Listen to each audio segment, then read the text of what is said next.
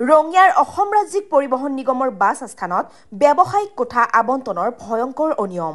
নিবনুৱাৰ ভাত কাঢ়ি ধনকুবেৰ ঠিকাদাৰৰ হাতত কোঠা। অসম ৰাজ্যিক পৰিবহণ নিগমৰ ৰঙিয়াস্থিত বাছ আস্থানত নিৰ্মিত ব্যৱসায়িক কোঠা আবণ্টনৰ নামত চলিছে চৰম দুৰ্নীতিৰ খেল। নিবনুৱা যুৱক যুৱতীসকলৰ স্বাৰ্থত নিৰ্মাণ কৰা এই কোঠাসমূহৰ উদ্দেশ্য আছিল নিবনুৱা যুৱক যুৱতীসকলক স্বাৱলম্বী কৰা। কিন্তু সেই সপোন এতিয়া ধূলিসাৎ হৈছে। কাৰণ এই কোঠাসমূহৰ এক বৃহৎ অংশ গৈছে ৰাজনৈতিক আশীৰ্বাদপুষ্ট এজন ধনকুবেৰ ঠিকাদাৰৰ হাতত। এই অনিয়মৰ কেন্দ্ৰত আছে প্ৰভাৱশালী ঠিকাদাৰ ধনেশ্বৰ কলিতা, যিয়ে নামে বেনামে মুঠ 14টা ব্যৱসায়িক কোঠা দখল কৰি আছে বুলি অভিযোগ উঠিছে। ৰঙিয়া নাগৰিক মঞ্চৰ তথ্য অনুসৰি বাছ আস্থানৰ ৰাজহুৱা সম্পত্তিৰ ওপৰত নিৰ্মিত 75টা ব্যৱসায়িক কোঠাৰ ভিতৰত ধনেশ্বৰ কলিতাক 10টা কোঠা প্ৰত্যক্ষভাৱে আৰু 4টা বেনামত আবণ্টন দিয়া হৈছে।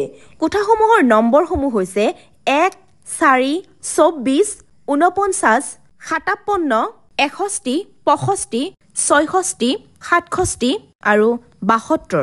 স্থানীয় ৰাইজৰ মাজত এই প্ৰশ্নই ঘূৰি ফুৰিছে, নিবনুৱাৰ বাবে নিৰ্মিত কোঠা কিয় গ'ল কোটিপতি ঠিকাদাৰৰ হাতলৈ? কোনে আৰু কেনেকৈ এই আবণ্টনৰ সিদ্ধান্ত ললে?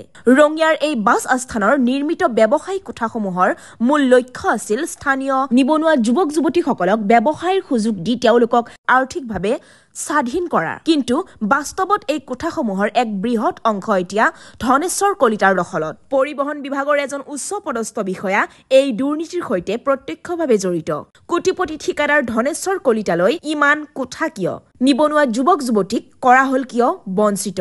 এতিয়া প্ৰশ্ন হৈছে, পৰিবহণ বিভাগৰ উদ্দেশ্যৰ পৰা ফালৰি কাটি কিয় এজন কোটিপতি ঠিকাদাৰক নামে বেনামে 14টাকৈ কোঠা দিয়া হল? কোনে কেনেকৈ কেতিয়া আবণ্টন দিলে ইমানবোৰ বাণিজ্যিক কোঠা?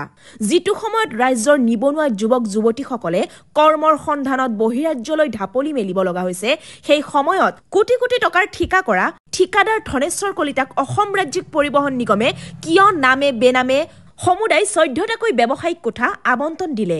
অব্যাহত থাকিব আমাৰ এই নিজাববীয়া অনুসন্ধান। পৰৱৰ্তী প্ৰতিবেদনত আমি তথ্যসহ ফাদিল কৰিম ঠিকাদাৰ ধনেশ্বৰ কলিতাৰ প্ৰতি থকা দৰদৰ প্ৰকৃত কাৰণ। গভীৰ অন্যায় হৈছে।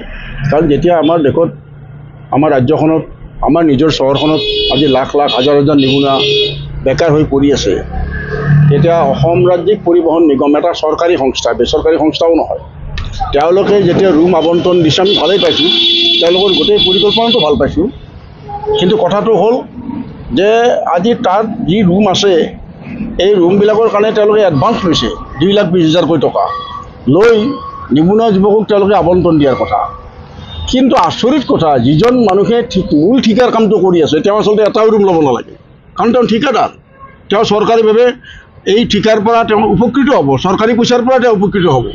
কিন্তু তেওঁ আচলতে ইয়াতে ব্যৱসায় কৰি আছে। এতিয়া আমি যিটো শুনিছোঁ বা দেখিছোঁ, প্ৰায় 10টা ৰুম কেৱল স্থানীয় বিধায়কগৰাকীৰ একদম ঘনিষ্ঠ হোৱাৰ সুবাদতে তেওঁ আজি 10টা ৰুম তেওঁৰ নিজৰ নামত, দেউতাক একে আৰু তেওঁৰ নামো আছে তাতে, 10টা ৰুম তেওঁ লৈছে আৰু 4টা ৰুম বেনামে তেওঁৰ নামত ৰাখা বুলি আমি শুনিছোঁ। গতিকে এই গোটেই ঘটনাটো এটা চূড়ান্ত কেলেংকাৰী। অসম ৰাজ্যিক পৰিবহণ নিগমৰ নিচিনা এটা আমাৰ চৰকাৰী সংস্থাত যদি এনেকুৱা ঘটনা ঘটে, আমাৰ নিবনুৱা যুৱকবিলাক ক'ত মৰিব? তেওঁলোকৰতো আত্মহত্যাৰ বাহিৰে কোনো পথ নাথাকিব। সেইকাৰণে আমি ভাবোঁ, আমি ৰঙিয়া নাগৰিক মঞ্চই এই ক্ষেত্ৰত দাবী জনাইছোঁ যে অতি শীঘ্ৰেই গোটেই ঘটনাটো এটা তদন্ত হোৱা উচিত। এই লিষ্টখন পৰীক্ষা কৰি চোৱা উচিত আৰু লিষ্টখনৰ পৰা যিগৰাকী ব্যক্তিৰ, বিশেষকৈ ঠিকাদাৰজন, তেওঁ প্ৰভাৱশালী ঠিকাদাৰ, তেওঁক আজি যি 10টাকৈ ৰুম আবণ্টন দিছে এইবিলাক চব বাতিল কৰা দৰকাৰ। আৰু যদি বেনামতো আৰু 4টা আছে সেইও বাতিল কৰা দৰকাৰ কৰি অন্ততঃ ৰঙিয়াৰ যিসকল একদম যাৰ কাৰণে প্ৰাপ্য, যিসকল যোগ্য, যিসকল বেকাৰ, যিসকলে কামত লগাব, তেওঁলোকে কাম কৰা দৰকাৰ। এতিয়া আমি শুনিছোঁ যে তেওঁ ৰুম লৈ তেওঁতো নিজে কোনো কাম নকৰে, তেওঁবিলাক ভাড়া দিছে। কাৰণ ASTCৰ যিটো ভাড়াৰ নিৰিখ একদম কম, গতিকে তাত তেওঁ আকৌ কমিশ্যন খাইছে। গতিকে এইটো হ'ব দিব নোৱাৰি। আমি নাগৰিক মঞ্চ ইয়াৰ তীব্ৰ প্ৰতিবাদ কৰিছোঁ। আৰু ইয়াত যিটো কথা ওলাইছে যে উচ্চপদস্থ বিষয়াও আছে, যদি কোনোবা উচ্চপদস্থ বিষয়া আছে তেওঁৰ বিৰুদ্ধে ইনকুৱাৰী হোৱা উচিত, তদন্ত হোৱা উচিত আৰু গোটেই লিষ্টখন পুনৰীক্ষণ কৰা দৰকাৰ কৰি আজি যাতে প্ৰকৃতপক্ষে যিসকল যোগ্য, যিসকলে পাব লাগে তেনেকুৱা ব্যক্তি, নিবনুৱা যুৱকে যাতে পায় ৰঙিয়াৰ, তাৰ ব্যৱস্থা কৰা উচিত। আৰু এই 10জন বা 14জন যিয়েই নহওক, এই গোটেইখিনি তালিকা বাতিল কৰিব লাগে আৰু যোগ্যজনক দিয়াৰ কাৰণে ব্যৱস্থা কৰিব লাগে। আৰু যদি নকৰে নাগৰিক মঞ্চ ৰঙিয়াই ইয়াৰ বিৰুদ্ধে এই সমস্ত অসম ৰাজ্যিক পৰিবহণ ৰঙিয়া শাখাৰ যিটো কেলেংকাৰী, ৰঙিয়া শাখাৰ হোৱা যিটো কেলেংকাৰী, তাৰ বিৰুদ্ধে আমি তীব্ৰ আন্দোলন কৰি তুলিম। আজি আপোনালোকে জানে ৰঙিয়া বহুত প্ৰাপ্যৰ পৰা বঞ্চিত, গতিকে ৰঙিয়া নিবনুৱাবিলাকক, বেকাৰ যুৱকবিলাকক এনেভাৱে বঞ্চিত কৰি যদি প্ৰভাৱশালী ঠিকাদাৰে গোটেইখিনি কুক্ষিগত কৰে, সেইটো কেতিয়াও মানি ল'ব নোৱাৰে। সেইকাৰণে মই ইয়াক তদন্ত দাবী কৰিছোঁ আৰু লিষ্টখন পুনৰীক্ষণ কৰাৰ দাবী কৰিছোঁ, ইয়াক বাতিল কৰাৰ দাবী কৰিছোঁ। আৰু আমাৰ যিসকলৰ কাৰণে ন্যায্য প্ৰাপ্তি আছে, যিসকল বেকাৰ যুৱক, তেওঁলোকৰ কাৰণে ৰুমবিলাক এলটমেণ্ট কৰাৰ কাৰণে চৰকাৰক দাবী জনাইছোঁ। আৰু এইটো যদি তেওঁলোকে নকৰে অচিৰেই, তেনেহ'লে নাগৰিক মঞ্চ ৰঙিয়াই এটা শক্তিশালী আন্দোলন গঢ়ি তুলিব এই সমস্ত কেলেংকাৰীৰ বিৰুদ্ধে।